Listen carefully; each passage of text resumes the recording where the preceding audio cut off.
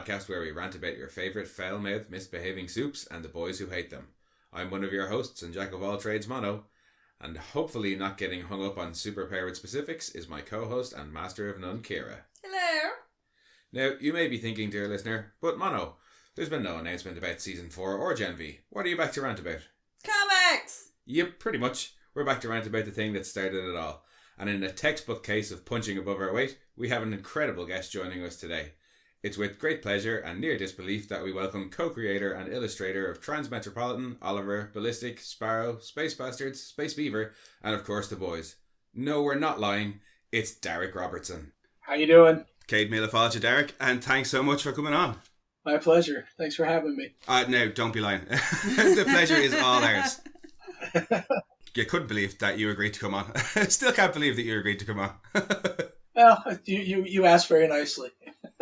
We asked and you were kind enough to come on, but I suppose will we get cracking? Yeah. We have probably far too many questions to ask that we're not going to be able to squeeze in. So to start back at the beginning, kind of the creation of the comics and your side in the creation of them, if you wouldn't mind just telling us a little bit about that.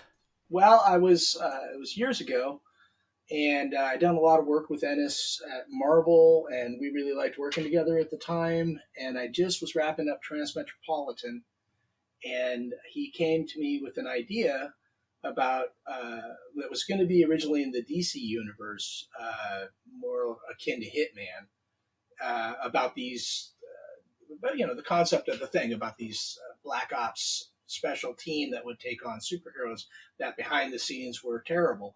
And initially it was going to be a lot tamer, and we were going to try to subtly suggest what heroes we were talking about without naming them. But as we started to get deeper into the idea, it became more apparent like that was going to be a fool's errand, that, DC was never going to let us, besmirch Superman and Batman. And in my heart of heart, I don't really want to do that either. I love the characters. You can't.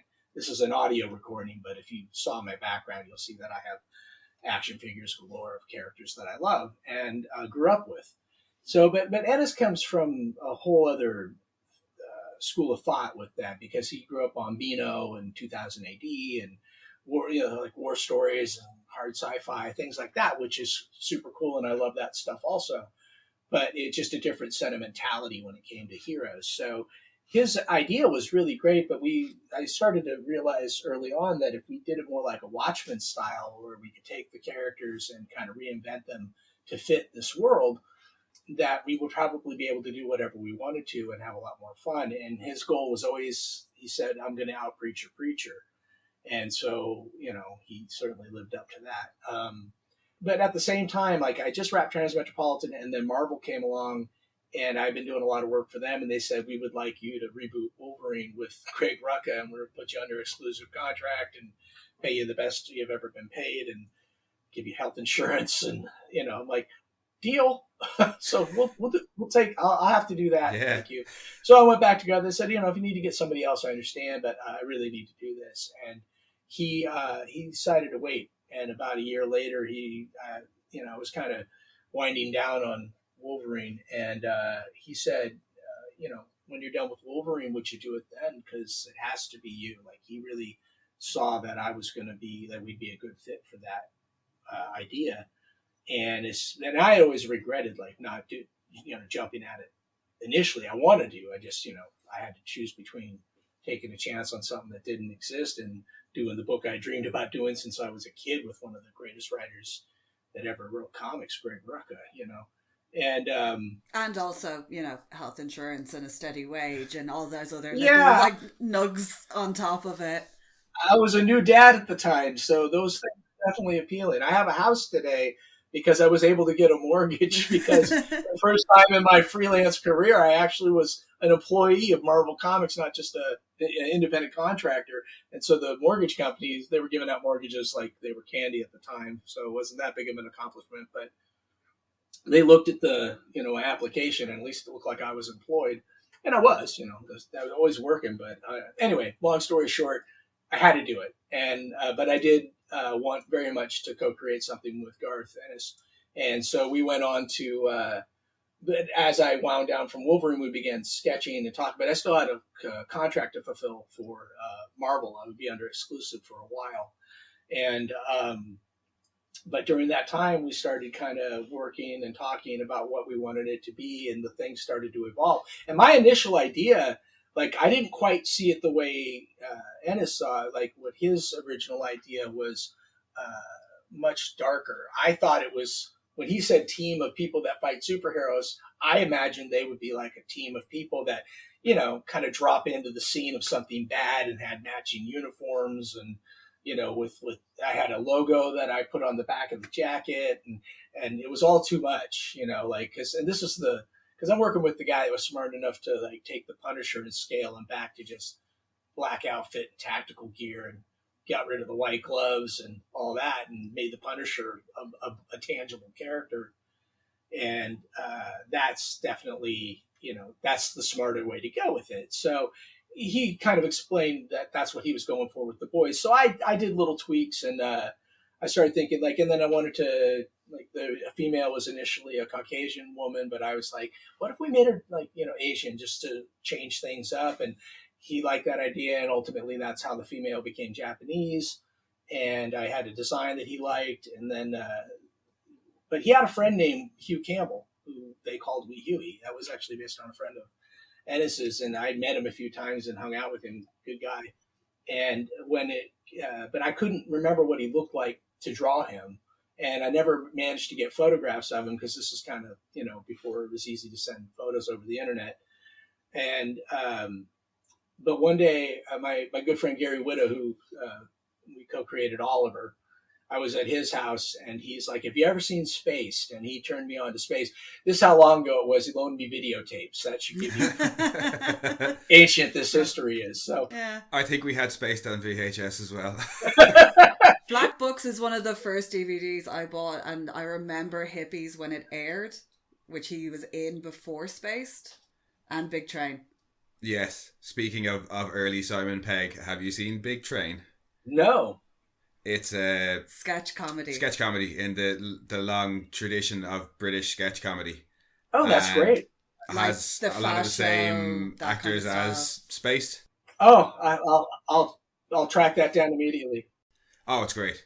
I'm a guy, like, I own Faulty Towers collection. I own Blackadder complete. I own Father Ted. I own, you know, so I love BBC comedy. Like, I'm passionate about it.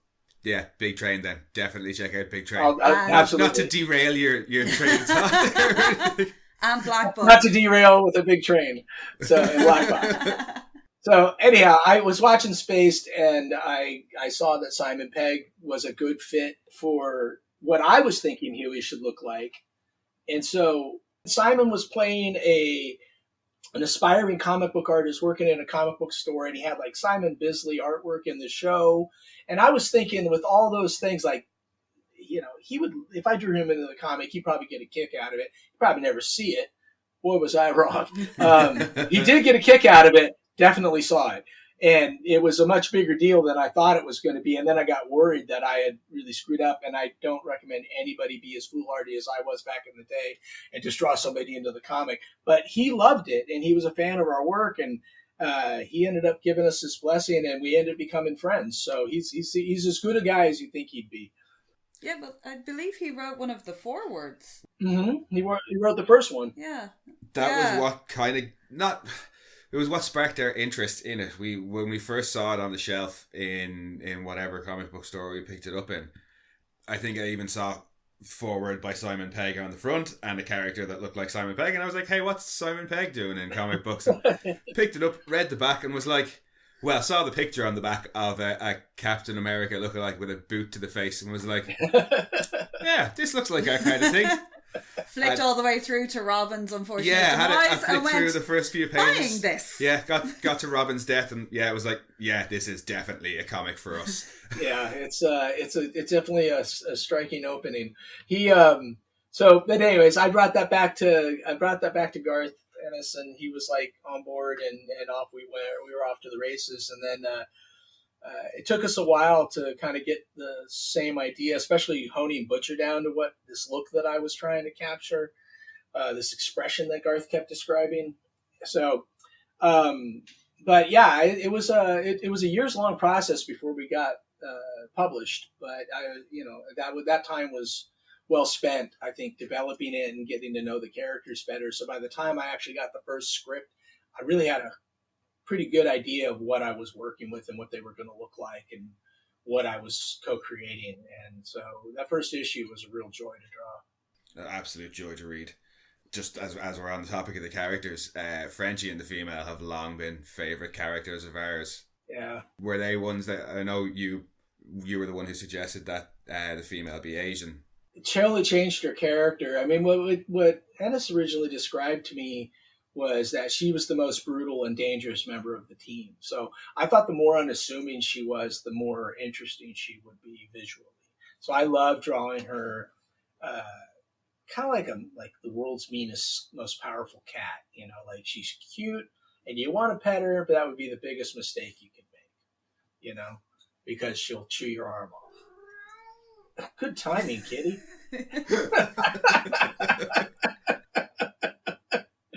That cat's a star. She's made the odd appearance, all right. Yeah. And I suppose a good as time to Eddie to ask about our other favourite topic. I absolutely adore both Terror and Jamie. Yeah, well, poor Jamie. Is Jamie based on a pet hamster? Because there is one little look that he does when Larrycock is about to pick him up. I don't know why he ended up being named Jamie. Ennis had his reasons, but initially when I read that, I initially wanted to name him Herbie because when I was in 7th grade, I had a hamster, and we would put him in the ball, like the little running ball, but we couldn't resist spinning it, you know, like a top. We wouldn't do it too much, but we couldn't resist. But then I started, because I have always had a sick sense of humor and that kind of imagination. I started creating this comic strip. I would just do comic strips to show my friends and make them laugh. And so I created this character, Herbie the Tortured Hamster. And then it would get, you know, progressively worse, the things we would do to poor Herbie, who was a nervous wreck. But only in the artwork. I didn't torture my hamster, but I wanted to name him Herbie because he was a tortured hamster. But for whatever reason, he became Jamie. Like, he had his reasons, but that's that. But I was basing him on the hamster I had when I was in 7th grade. Yeah, no, it's that very specific look when you annoy them and they look quite shocked. They peer over their shoulder at you. And Terror, of course, was one of the great delights for us to see him in the show when he pops up. Finally, right? I know, but I found out that working with dogs is incredibly hard. Like, I learned so much about how TV shows are made just being on set or being around this show because I didn't know anything going in. A lot of fantasies dispelled. But one of the things, it's like, it'd be great to have Terror on by their side all the time, but then the show would never get done because apparently dogs are really hard to work with. And I heard that particular dog that played Terror on the show was like, he'd fall asleep and start snoring and ruin takes because you could hear him snoring on the audio. And I'm like, that's hilarious. That's also kind of in character though, isn't it? It's very in character, right? But what was funny is, like, I remember the first pass at Terror, I drew him very realistically, and Ennis came back and said, no, make it more goofy and cartoony like a Looney Tune. So I started to exaggerate him based on Ennis's wishes, and I'm glad we did. That was a smart call. Who made the decision to have him be so, you know, energetic, so to speak? Oh, that was all Ennis. He had a very clear idea about that scene where he's on the little dog. I laughed out loud reading that. I'm like, oh, this is great. Anyway, again, that first couple of issues, like, I just couldn't wait to draw that stuff. That was so much fun. Have you any standout moments actually that you particularly loved illustrating from the first couple of issues or from the whole run? I really, the first thing I remember going in and drawing before, I like to work out of order on most comics that I do, where I'd rather just grab the page in the script that's appealing to me that day and then work out of order. Sometimes I'll work backwards so that if I get rushed, the quality will improve rather than descend if I have to cut corners later. So he had I really wanted to draw the scene with Robin and Huey holding her arms. That was probably first thing that I tackled because it was so powerful to me when I read it. And I remember the first time I met Eric Kripke, he was asking kindly, like, what did I want to see? What did I want the show to be like? And I couldn't believe he was even asking, because that was phenomenal. So I said, I remember saying it needs to be funny, and are you going to have the scene with Huey holding Robin's arms? And he's like, I don't know. I think he said he wasn't sure.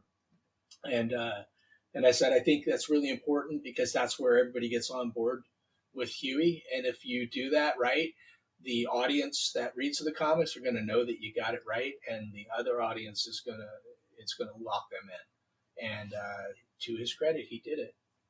I think it really sets the tone for the show and the comics. That moment, it is a really, really important moment. Yeah. Certainly. Speaking from a reader's perspective, anyway. Yeah, well, it was always the moment. Well, thanks for the validation. Well, not to be telling you what you meant to put in the comic or anything. No, I'm happy it works. You know? But before the show was a reality, when people that we knew who were fans of comic books, whenever we were saying, oh, you need to read this one, we go, oh, just read the first bit of it. And they would generally get to that moment in Scotland in the fun fair where you're look up at us and be like did I just... you did. Yeah, you did. And either they went, no, that's not really for me, thank you very much, but, I'm never coming to your house again. Or, can I have more of them? You have them all. Yes, give me them now. In our friend circle, it was mostly the latter. Yeah, a couple of people gave us weird looks, and then we were like, stick with it. Well, I'm grateful. That seems to be most people's latter attitude. So, like, I think, luckily for us. But, I guess DC Comics at the time, that they were the prior attitude, because we ended up having to move publishers, even though we were one of the best-selling book at Wildstorm at the time. It was too much. And so, but I can understand, if you look at those early issues, you have like ads for Justice League and Batman in between all the debauchery that we were doing with superheroes. Perhaps, considering where you went with Tech Knight, it was maybe for the best that DC didn't see that and have Batman advertised. Yeah. Right, exactly. But that's what the whole point. Like, again, we were really surprised when it happened, because we were like, we told you what we were doing. That's not like we weren't shy about it. We thought this is what it was. At the time, Wildstorm was like a separate company than DC, and we were understanding that they had sort of an autonomy that was starting to. We didn't know it was starting to close down, and as they don't exist anymore, and it's all under the big umbrella, and the Authority is going to be a DC movie, and which is great. That's the way things go. It's just we kind of got caught in the transition of things, and but to their credit, DC's been wonderful to me, and they made it really easy for us to move. They didn't give us any trouble. They gave us our rights back, and right after that all happened, Hollywood came knocking. So they certainly didn't hurt us in any way. Yeah, and you were exclusive to DC at the time as well. Didn't they give you like special dispensation to go? Yeah, that was that. They did. They actually came to me and said, if you want to stand or exclusive, we'll carve out, your ability to work on The Boys wherever it lands. Unfortunately, I didn't realize it was going to get picked up so quickly, and that ended up making my life a nightmare schedule-wise, because I was trying to keep up with my DC obligations and keep The Boys on a monthly schedule, and it was really hard. I'd imagine so. For a man who you never put out subpar work, that's kind of you. Thanks. But you seem to accept. I just read a review to the contrary. Don't read your own reviews. It's like reading the comments section. It's all right. We don't even get any, so it's all right. Well, we get one, but I don't think plenty counts. Yeah, he's always listed. But considering the work you put out, you seem to accept very punishing deadlines for yourself. Yeah, I'm trying to do less of that, but it has to be I was a younger man then. Let's just say it was a long time ago, and I'm getting older and wiser by the day. So, while we're still on the comics, actually, is there what would have been your favorite character to create or like lampoon? You mean within The Boys or in general? Within The Boys, yeah. Well, both, I suppose. I don't know. You were asking about funny moments. I was going to also come back to like one of my favorite segments I ever did was when the G-Men part was happening, and they make Huey dress up as a superhero, and he comes through the door and he's standing there Yes. like fuming, and they're all laughing. Like that was probably like my favorite splash page. Like I love drawing that. I felt like I could really channel Simon, in that moment, even though I made it look less and less like him as the story went on. I thought that was like, I could see him doing that. And I always kind of hoped. The best part, I think, of that splash page is the fact that the leotard is baggy. Yeah, that was the whole It's thing. so Yeah. good Like because it's baggy and he looks like a child. right, like because that's the way you would look. Like if you go back through the early issues, that was something that we had talked about at length. Like we didn't want them to look like Marvel superheroes, screen superheroes. We wanted them to look like the old Batman TV show with people just wearing leotards. And if you notice in the funfair scene when A-Train is kind of hanging around and like fidgety and ready to take off, like I have him like pulling stuff out of his crack and Yeah. like he's kind of adjusting himself and like the way people in leotards would do. So that was the whole idea behind it, was that these people would look kind of silly on purpose.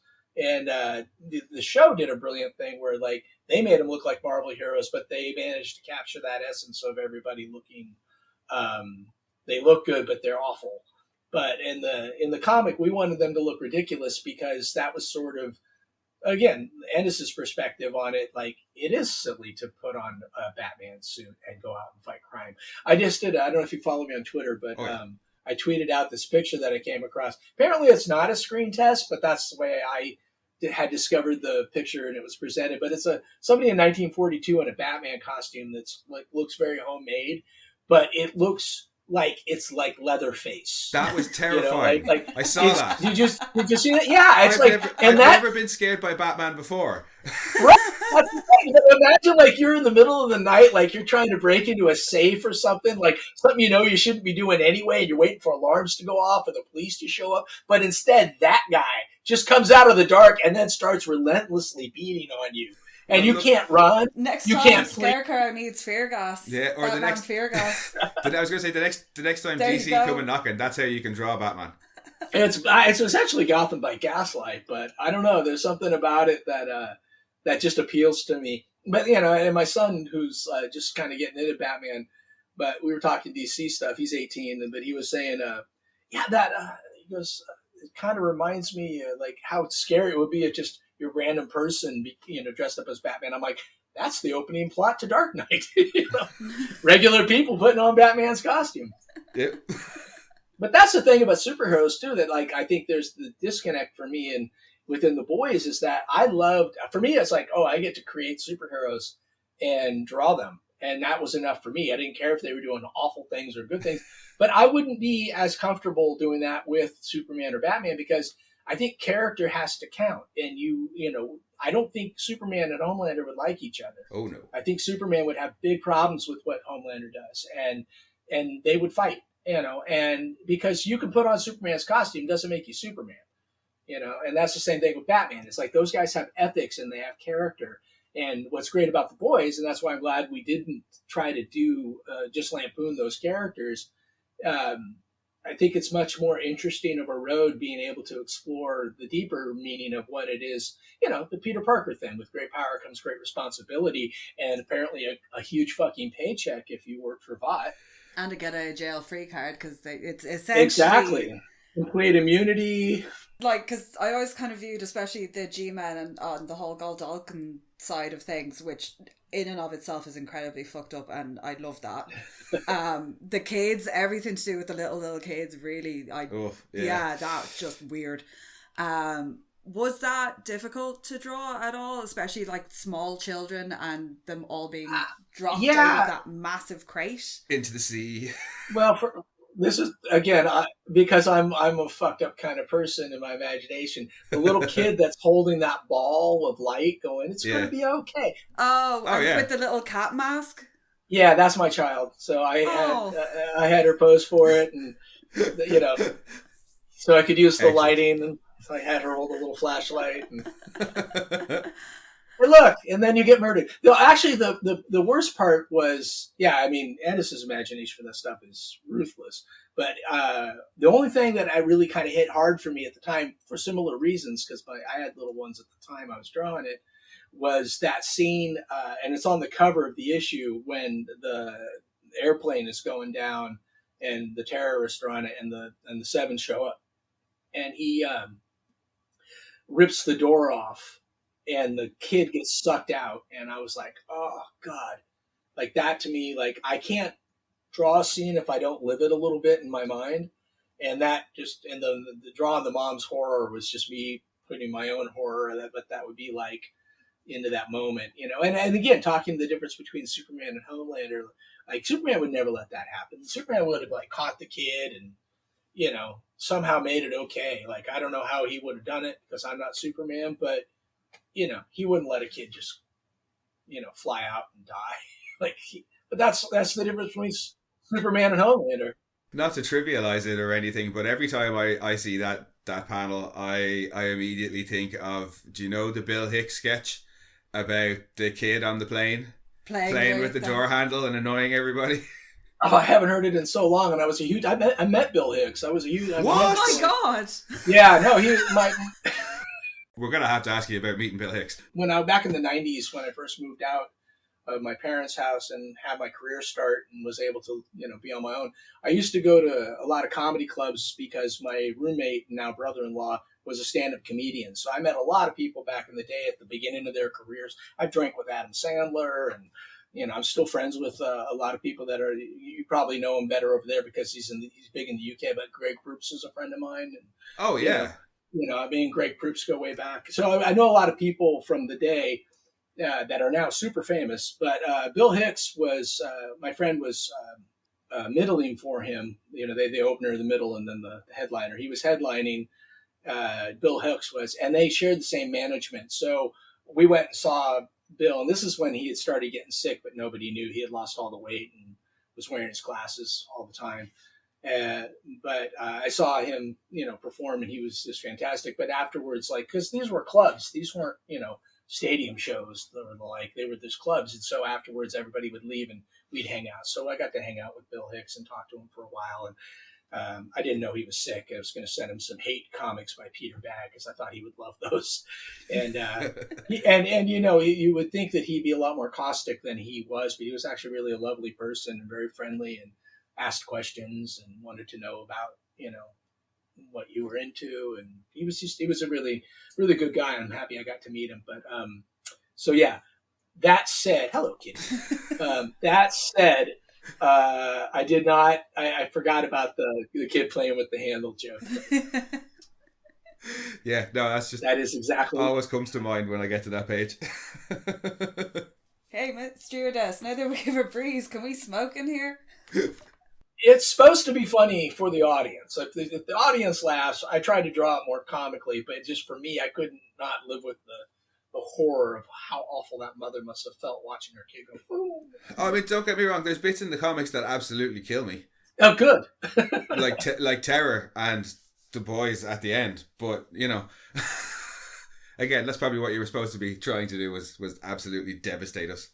Yeah, that was I whatever I draw for anyone, it's always very important to me that I'm drawing something that captures what the writer really wants. Like if I'm capturing the writer's attention, or rather intention, not attention, intention, then I feel like that's my job. So there's 3 people that I got to make happy, and that's the writer, the editor, and me. And if I've done all 3 people feel good about the final result, then I feel like I've done my job. I can't, like I said, I made the mistake of reading a review recently that someone just lambasted my work, said it didn't even look professional. I was like, wow. But, of course, I ignored the 7 reviews that said it looked great. Just the one guy that didn't like it, I get hung up on him. And that's, not healthy. It's always the way, though. At least if you're Irish, anyway. Yeah. Yeah. So but in general, a long time ago, I had to learn just to, sometimes good enough has to be. And I appreciate you saying that it doesn't look like I'm ever, turned in a half-ass product, because I care more now than I did even 20 years ago when I was just trying to meet deadlines all the time, and now actually I'm trying to craft. So, Well, I mean, we recently got some of your more recent work, Oliver and Space Bastard specifically, and just haven't had a chance. Space Bastards. I haven't had a chance to read. Have you read Space Bastards yet? I've just got started on Space Bastards. I think you're going to really enjoy that because I had some issues with UPS delivering it. Apologize to the writers on my behalf. They'll know what you're talking about. No, that's okay. They're probably thrilled that you bought them. Those guys are huge boys fans. That's why they ended up wanting to work with me. But that their sensibilities are very much in line with Transmet and the boys and that kind of thing. And it's a really funny story. I quite like Space Bastards and had a lot of fun creating that with them. I was sold on the premise when I read the blurb. I was like, this sounds like my kind of thing.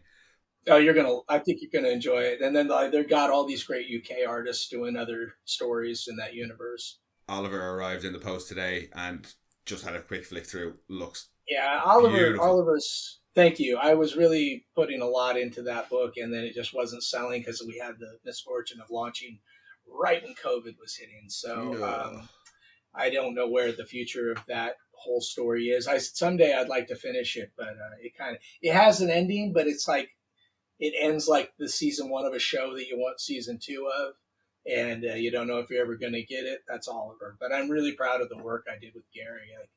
It was a labor of love because it's if it doesn't sell, it's like it's really hard to do an indie book if you're not seeing anything in residuals.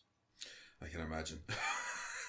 But speaking of what's probably become one of your bigger earners, the show itself. Yes. The adaptation process took a while on that one, I know, because that was something we were watching for. It was a crazy roller coaster of expectation and disappointment. It had so many lives before it became the show, and it wouldn't be the show if it weren't for Eric Kripke. It's just good luck that he happened to be talking to the right guy and finding out that the rights were available to adapt it. And then Seth Rogen and Evan Goldberg got on board, and between those powerhouses, like the show was kind of unstoppable at that point. But we had a lot of we were at Sony, and then we were at Paramount for a little while, and the whole time Adam McKay, who wanted to direct it, he got in and worked on the screenplay too, so he had kind of rewritten some stuff, and the original screenplay was a lot of fun, and it just seemed like it should have happened. But it was like the time that Iron Man had just come out from Marvel Studios, and they just didn't a lot of people couldn't imagine a superhero world that was that debaucherous being appealing to anybody. And so even with powerhouses, Adam McKay basically fought it out as long as he could, and then ended up going, well, I'm just going to go make Oscar-winning films now. And did. He's won so many Oscars. But, and I'm so happy for him. He's a wonderful person. But at the same time, I always dream about what would that movie have looked like. And he showed me what he was working on at one point, too. He had the costumes just right. And I was like, oh. But he had a little animatic that he had put together to try to convince the studios. And they just wouldn't say yes. But then because Kripke wanted to do it, we got it moved over to television. And then that's how it came about. So it's great that it happened. But it was like a 10-year journey. And God, I remember, so many times being told, oh, it's going to happen this month or next month. And we were just like, please, God. And then it never happened, as a movie. But the show's been, but then good things come to those who wait, I guess, because the show's like a powerhouse. I remember right before the show dropped, I was the tick had been canceled on Amazon. I was like, oh, geez, I hope that doesn't happen to us. Nobody watches the show, and we just get a season, and then it's gone. I started out of all these fears, oh no, you're going to have the number 2 streaming in the whole world, and you're going to outstream the superhero shows on Disney Plus, and rightly so. Behind Stranger Things, it's The Boys worldwide. Yep. So and then there's spin-offs happening. Well, again, I'm just lucky. I remember just saying to Kripke early on, it's if it's not funny, it's just going to be. People are going to tune out because it's your friends that looked at the thing not for me, But if it's funny, there's something to hook people, and they've done a fantastic job of making it funny as well as making it dramatic. It's really, I'm so proud of it and so happy with what they've done with it. I think the 10-year gap almost needed to happen to allow Absolutely. for the apathy that the general public has for superheroes now. Yeah, I think there was time. I think there was room for them to be ready for Yeah. a counter narrative. So, Well, because the MCU was immense. yes, I mean, it got bigger and bigger as we went. That's why we were kind of worried that by the time we actually launched, that it would be, sort of like a backlash, because that. But what's interesting to me about the MCU success, and I'm a huge fan of that stuff. Mm. But the thing that's fantastic, it showed you my custom Iron Man. But I love those characters too. But what was interesting to me is that they're really doing the stories that I read as a kid. Like they're 30, 40 years in the past continuity, bringing that stuff to current day television. Even the innovative She-Hulk, which was, I'm one of the people that thought that was terrific, but they were doing stuff that John Byrne was doing back in the 80s, breaking panel and having it be funny and having her break the fourth wall and, all that stuff. John Byrne had done that back in the 80s. Yeah. But yeah, the timing of the show allowed for, I think, yeah, definitely for the audience to really get to grips with it. But I was a little bit sad that we weren't going to get Simon Pegg as Wee Huey. Yeah. Because I had always hoped for that.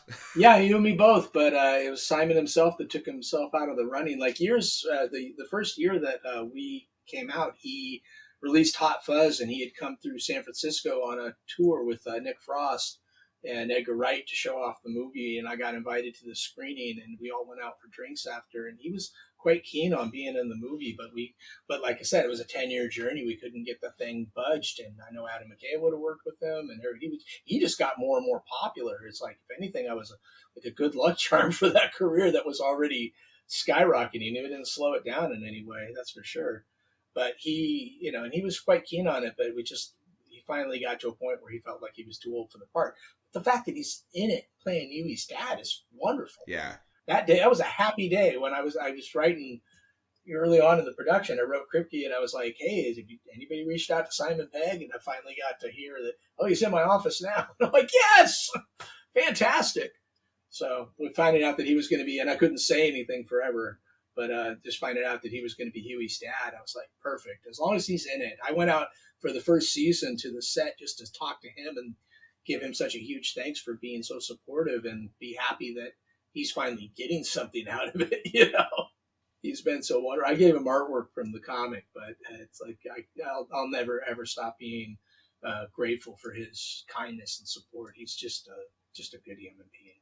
Yeah, I know. We were delighted to see him involved as Huey's dad as well. And not to say that Jack Quaid isn't fantastic. Jack's amazing. It's funny. Oh, yeah. I have this sketch. I was telling you about how I was inspired by Spaced to watch Huey, or to see Huey as or Simon as Huey. But it was so funny because I paused the videotape and I sketched a real fast drawing of Simon Pegg, and it's terrible, but it was just a concept to try to send over to Ennis to see what he thought. What's funny though is that now, at the time, Jack Quaid would have been like, less than 10 years old. He was a baby. So there's no way I could know what the future would hold, but I have photos that I put side by side with that original sketch, and what's weird is that the sketch looks more like Jack Quaid than it does Simon Pegg. I'll send it over to you via email when we get off here, but just so you can see what I'm talking about. But it's just a weird coincidence that, and then Jack has just been wonderful. And it's funny to me because when the original pictures started coming in and I'm seeing the cast, I was like, Carl Urban, I was like, perfect. And then I saw him with the beard. I'm like, why does he have a beard? And then they were like, and then I saw Mother's Milk and Huey next to each other. I'm like, Huey's the tallest of the group. What's happening here? But they are all so good. Yeah. That I have, they're their own thing, and it works because where it counts, they are exactly those characters. Yeah, we were the same. I think when the casting announcements came out, we were like, but they don't look like who they're supposed to look like. Right. We'll wait and see them in the show. We've been surprised before. They've done all these cool little things to homage the comic, and in every way they can. Where they've recreated my covers with the cast. They put Huey in a green jumper, just little things to say, Yeah. we see you and we know what we're doing here, and like the fact that this is actually the one off of I'm holding up a mug that says badass on it. They gave from season 1, yeah, episode 3. This is that mug. Calm down there. This is that mug. Awesome. They gave me the mug. So but that was just something I threw in visually. Like that wasn't in the script. That was just something I drew into the scene because I thought it would be funny. Because when we first meet Mother's Milk, he's in such a humiliating position that I thought it would be ironic for him to have a mug that says badass, but he's complaining about his daughter, But yeah, it's just that. But that's how much they pay attention to the thing, and the fact that Jitterbean is everywhere. I had actually created Jitterbean to be in a Marvel comic I was going to do a Max story of, and I created it for that. But then for whatever reason, the Max story got canceled before it ever released, even though I'd done a bunch of work on it. So I kind of absconded with Jitterbean from that and put it in The Boys as a alternative to Starbucks or the like. And they've completely embraced that. So like nothing was cooler than seeing Jitterbean full size. And then they did the animated one and it's in there too. And I'm like, it lives. That logo, everything with the little running cup, like that's like I designed that whole thing, came up with the name, all that. So it was really, that always makes me happy. Whenever I see Jitterbean in the live action stuff or the animated, like I feel validated. Diabolical was great actually as well. Yeah, that episode that Garth was probably the closest you'll ever get to seeing the comic on screen. I know, we know. Yeah. Yeah, we talked at length about that one. That was our favorite of the bunch, I think. It's great. Yeah. I mean, it shows that it would work, but I have no problems with. I'm happy that they did that because Simon even does the voice for Huey. Yeah. And Jason Isaacs was Butcher. That was one that we were Brilliant. quite excited Yeah, I'm a about. big fan of Jason Isaacs, and It was terrific. Everybody. I'm hoping that there'll be more of that because they really did a fantastic job. Oh yeah, same. You got Emmy nominations for it. Yeah, I forgot they got a couple of them. Did they get a win as well? Yep. Yeah. The one. John the animator who did it. She got an Emmy. Yeah. And I'm blanking on her name. Shame on me. She's a wonderful person. But I'm terrible with names. Once again, you're on the right podcast. we are terrible with names. And as evidence to that, I have one or two questions for you just before you go. You bet. One from a friend of ours, Ty, who wanted to know. If you knew Tig, this is the most Tig question he's ever asked. I don't understand. I understand the individual words. Yeah, I had to get a little bit of an explanation because normally, like, we've been on here asking you about tell us about Terra, tell us about the doggy, tell us about the hamster, and Tig sends in the question that he wanted to know if the Incal influenced any of your work on Transmetropolitan, or just your thoughts on Jarodowski and Mobius in general. That's a fantastic question. I just literally I knew it would be. I just wish I understood it. I understood it perfectly. I actually brought in my copy that I bought when I was in France of the Stan Lee Silver Surfer that he did with Mobius. And I found a hardcover of it when I was traveling. And I just was thinking about Mobius this morning because I, too, got to work with Stan Lee. And then one of the greatest days of my life was I went into DC back when I was living in New York and working on Transmetropolitan Monthly. I used to go drop off my stuff at the offices, and I went in and one day, and I was asking about upcoming covers, and they said, "Oh, the next 3 are going to be done by Mobius." And I went, "Are you kidding me? Mobius is going to draw Spider Jerusalem? When?" He goes, "Oh, they're already here," and they showed them to me, the originals. And I was just floored because I'm a huge fan and have been for years. And I used to read him and Mila Manara. I used to read their work in heavy metal. So yes, that's a big influence on me. I don't know that I steered into it specifically for Transmetropolitan, but the fact that Mobius drew Spider Jerusalem was like still probably one of the coolest things that ever happened in my career. That guy was a legend, and I was a huge fan. I just watched that Jarodowski documentary about him and Mobius creating a Dune movie that never got greenlit. And I really empathize with creating something that doesn't get greenlit. So, but it's a really brilliant, documentary if you get a chance, called Jodorowsky's Dune. And if you're a fan of Mobius at all, it's a absolute parade of his work, and it's a fascinating story about how movies come together and how things almost happen.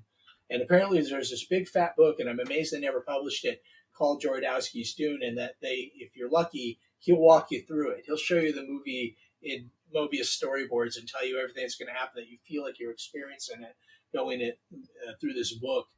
But only a handful of people have had the joy of seeing that book. But that Ty's probably one of them. So yes, I love that man's work. He was I met him once years ago when I was actually looking for Mila Manara. I happened to meet Mobius, and he didn't speak much. His English is was limited, and I don't speak a lot of French, so we didn't have the best of conversations. But I remember him being incredibly kind, and watching him sketch while we talk, and just brilliance just flowing out of his pen while we were chatting. He's one of a kind, that guy. Amazing imagination. Very cool. There you go, Ty. Thanks for sending in the best question, you prick. And one of our other podcasting mates, that effing guy, who's kind of the reason that you're here with us today, actually, because of him taking the piss on Twitter. Yeah. and encouraging us to ask you in the first place. But he's a bit of an artist himself, actually. He's a bit of an all-rounder, writer, artist, podcaster. All right. Renaissance man. Yeah, a bit of a Renaissance man. But he wanted to know if there was anything that you ever drew that was considered too much, either by yourself or higher-ups. Well, we know. Well, yeah, the boys. By higher-ups. Yep. But was there ever like a line for yourself where you yeah. got an idea and kind of started to flesh it out, and then went, actually, no, I can't do this. I can't finish this. No, there's nothing that's ever been like your line. I just keep getting. I often just have to reel it back. I have a very my love is when I was, in high school. It was all about. I love punk rock. I love heavy metal, and I love horror movies, and I'm still that guy. It's like that's. Yeah. I remember I was working on the Punisher, that one where Wolverine and Punisher are fighting, and I drew that panel that I had to argue for of Wolverine with the skull face just going, and they were worried. They're like, I think this goes a little too far. I go, it's the Punisher. It's Wolverine. Come on. The people are going to love this. And people loved it. But it's like sometimes I have to, I'd have to argue for my work more than reel it in. I don't really. I think the misconception with a lot of my work is that somehow I'm the nice person in the team. But if you go back and look at Space Beaver, like the whole inspiration for Space Beaver was that I was just bored in high school when I started writing and drawing that, because that's how I keep myself entertained when I have to listen to a lecture or be in a class or something. I don't concentrate well. And so I would sit there and drew. I just thought the idea of the real popular cartoon at the time was Care Bears. Yep. Yeah. And I didn't like them at all. and everybody thought it was Ninja Turtles, but I was only vaguely aware of Ninja Turtles because it was very close in time. Like the comic book had just come out a couple of years before, and the toy line hadn't really launched, or the cartoon. But I liked it. I really loved Kevin Eastman's artwork. I just hadn't really latched on to the comic in any way. And but I love Cat and Carrot and the Zoo Crew. That was and Rocket Raccoon. Like those two things were really playing my chords. And so I was just sitting around thinking how funny it would be if if the Care Bears. I think I'd come up with a thing called Renegade Rabbit. He was like this real violent, like war. Like fighting Nazis, and the Nazis were Care Bears. And this is my imagination. And this is just for me to entertain myself when I was a kid. But at one point he throws a grenade in, and like the Care Bear's blowing up and his helmet's flying off and he's screaming, "Gott in Himmel!" And he goes, and then it translated to, which it doesn't, but it translated to like, "I'm in pain." And Renegade Rabbit saying, "I don't care, Bear." That's Yes. bad. It's No, stupid. That's Oh, no. fantastic. No, that's It's- penny in the jar. No, that's It was- fantastic. It's penny in the jar. But I was a kid, but that was like, when you don't think anybody's ever going to see this stuff, you just kind of let your imagination run wild. But I love that concept of like cute animals, but when they blow up, like guts would spill out and their bone. And Very happy tree friends. yeah, very much so. And I ended up connecting with that guy at one point online, but very much so.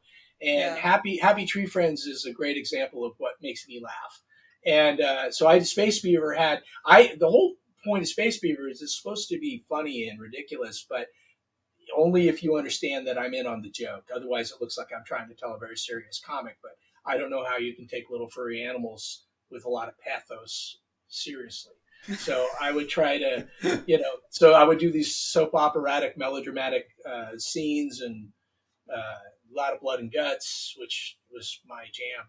So I have if you look at Space Beaver, like number 1 or 2, I think it's a number 2, but you got Space Beavers like standing over a fox guard, and there's just entrails spilling out. He's covered in blood, and there's blood all over the wall, and he's just, I'll send a picture of this to you, like along with the Jack Quaid one. But yeah, that was me when I was 17. So I was definitely following my bliss when it came to the stuff I would be known for later on. Makes me crazy because after I got off of Wolverine, then they were willing to do a Max book and let blood be in the book and all that. I'm like, I missed my moment. There's one thing actually I've always wanted to ask comic book artists, writers, just anybody involved in the industry, because it seems like a really specific industry that you can grow up reading and idolizing these characters and then get the chance to write and draw them. You don't get it in many other mediums, like especially not with like ain't nobody else getting to write a new Lord of the Rings book. Right. Oh God, no. But you could write a new Batman story and it's canon. And I did. And that's I know. That came in the post as well. Yeah, that was like a real highlight for me because I love Batman so much. They're foolish enough to let me write him. But but I got to create a character that is now living in the DCU called Quiz. I mean, technically. Oh my God, I got to her. She is amazing. I love her. Thank you. I love her too. And I have a whole other follow-up story I want to pitch sometime to them that I'm hoping they'll say yes to. But right now it's I got my hands full. But I love that character. It was really cool. And they were so sweet at DC editorial because they put her in an annual and they got a hold of me like, hey, what's her real name and what would she do in this? I'm like, hey, thanks for following up with me. She goes, well, you're a creator. And I'm like, yes, I am. Thank you. That made me so happy. I was like, oh, thanks for not just, a lot of times they'll just, I feel like, Frank Miller, that's theirs. And you know that going in. You're going to, if you go into doing something for Marvel or DC, you're creating for Marvel and DC. And if you don't know that, then you should know. So, and that's okay. They are letting me play with their toys and I get that. But I was just so happy that I had the opportunity to actually write Batman, get in his head, and and I really enjoyed it. It was a lot of fun writing Batman. And so, how does that feel? It feels like a dream come true because when you're a little kid playing with your action figures, you're essentially, writing and you're writing scripts for your little action figures to play out. So it's on your mind, But at the same time, it's an incredible responsibility, but also like. I love the fact that something that was created back in the 40s is still viable today and like red hot viable right now. You think of music from that era, you think of anything else from that exact year and that time, and it doesn't nobody gets excited about a new record or a new cover of one of those old jazz tunes like they get excited about Batman. Batman is as important today as he was when he was created. And that's phenomenal. Like that, nothing else really has that legacy in pop culture quite the way these superheroes characters do. And I always keep in mind that there will be a time when it's going to go another direction. Like something's going to, once upon a time, the hottest properties in comics were Buck Rogers and Flash Gordon and the Lone Ranger. And those characters, and Tarzan. Like those characters have their moment in the sun, but eventually people don't, you don't see people getting real excited about Flash Gordon. But Flash Gordon became a movie serial, and because George Lucas was a big fan, we have Star Wars. So these things have a legacy beyond their shelf life. And, you know, people will still, oh yeah, but Flash Gordon's cool, but they haven't done anything really interesting with him since that movie back in 1980, you know. So it's interesting how this stuff ends up getting handed down or transforms. And that's great too. Like, I love the fact that it transforms. Absolutely. You know, and you take Batman and new people get to do something with him, and he, you know, for a little while there, Batman was funny. Now Batman's not funny anymore. But maybe he'll be funny again. Who knows? Sorry, I was just way deeper of an answer than I was expecting. not to say that you're not capable of it. I was just kind of expecting that, what you said of like, oh yeah, it's a dream come true along those lines. You went really deep there. That was fantastic. It's been my whole life. I mean, like I said, Oh yeah. I don't have a memory older than loving Batman. You know, like that's one of my earliest memories is that having that Mego figure, and it was like my teddy bear. Like I went everywhere with that thing, and I used to pull his little mask up so his eyebrows would look like closed eyes, and then I'd put him down to sleep. You know, I was 4. You know, That's awesome. That is awesome. From 4 or years really, old, loving or Batman incredibly to- sad. No, that's awesome. From 4 years old, loving Batman to now writing and illustrating him. How, yeah, A like couple in of times. fairness, like how is that any different from like a little kid who's like 4 being like, oh, I want to be a nurse when I grow up, growing up to be a nurse? Like, Yeah, I mean, you know, at some point along the way, parents start going, no, you can't do that. That's silly. You have to get a grown-up job. Yeah. Well, I never was very good at the grown-up jobs. Like, I would show up on time and I would do my best, but I would always be moving on. I'd be drawing at my table all the time, you know, like. I think I speak for a lot of people when I say I'm glad that you weren't good at normal jobs. Well, thanks. I'm grateful that I get to do what I do for a living, and I try not to take it for granted. So, you know, I always think about the people that are reading the comics, and I want them to, you know, I want my love of the medium and my love of this history and all of that to come through in what I put on the shelves. So I'm always grateful when it seems to be acknowledged or I hit that mark. No, well, we're definitely grateful to have all the comics that we do and to have you here today with us. Well, it's been a pleasure. We should probably let you go. Unfortunately, on that note of things I have to do, Yes. I should probably go draw some comic book stuff. Well, thank you so much for joining us today, Darick. It's been an absolute pleasure. Hey, my pleasure, and it was really nice meeting the two of you. Yeah, I've been lovely meeting you, and there is an open welcome to come back, or an open invitation to come back whenever you want. Okay. All right. Well, if I ever get back over to Ireland, I think we got to go get go find a pub that I won't get chased out. Sorry, Abracadabra is not around here anymore. Oh, good. I should be safe. Well, thanks a million, and thanks for listening, guys. And we will be back whenever there's some season 4 or Gen V news. Updates, yeah. I don't think we're going to be lucky enough to get any more fantastic interviews like that before season 4 rolls around. Well, you never know. True, there's always hope. Yeah. So thanks, Darick, and take it easy. It was a pleasure. Bye-bye. Hey guys, it's Mono here again. In my fanboy fervour, I forgot to do a proper sign-off for us, and more importantly, let Darick tell you where you can find his stuff. He's on Twitter at DarickOr. His website is DarickRobertson.com, and you can find all his stuff wherever good comics are sold, including the comics we mentioned earlier like Space Bastards, about an intergalactic mercenary postal service, and Oliver, a beautiful dystopian take on the classic tale. You can find our old shite on the usual podcast providers and at Rants Mono on Twitter. Sorry about that, Darick, but here's a reminder of when our dumbass cat fell off the table and you broke your bollocks laughing. Then I feel like that's my job. So there's like 3 people that I got to make happy, and with a Sorry. your cat just took a dive. It's hilarious. It's hilarious. We are Science Fiction Remnant. This is the Funny Science Fiction Podcast. We are the Caribbean Science Fiction Network. We are MonoRants. We are One Accord Level 2 Podcast.